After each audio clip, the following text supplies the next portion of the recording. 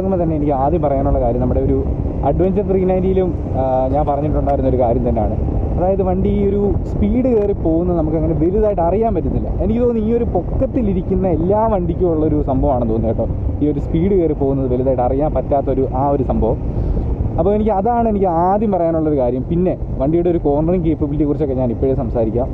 അടിപൊളിയായിട്ട് നമുക്ക് കോർണർ കാര്യങ്ങൾ എടുക്കാൻ പറ്റുന്നുണ്ട്. പക്ഷേ നമ്മൾ ഒരു അത്യാവശ്യം ഹൈ സ്പീഡിൽ വരുമ്പോഴത്തേനും മറ്റേ ഒരു ചെറിയ വേവ് ചെയ്യുന്ന പോലത്തെ ഒരു തോന്നലുണ്ട്. അത് സംഭവം സസ്പെൻഷൻ സോഫ്റ്റ് ആയതുകൊണ്ടാണ് നമുക്കതങ്ങനെ തോന്നുന്നത്. ഇതിൽ വന്നിട്ട് ഫ്രണ്ടും റെയറും അത്യാവശ്യം നല്ല സോഫ്റ്റാണ് സസ്പെൻഷൻ. അപ്പം ആ ഒരു തോന്നൽ സ്വാഭാവികം.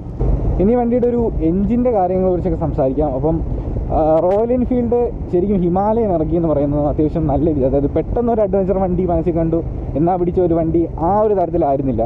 അവരുടെ നമ്മുടെ 650 സീരീസിലെ ട്വിൻ സിലിണ്ടർ വണ്ടി ഇറക്കിയതുപോലെ തന്നെ ആയിരുന്നു നമ്മുടെ ഹിമാലയൻ ഇറക്കിയതും. അത്യാവശ്യം നല്ല രീതിയിൽ അതിനുവേണ്ടി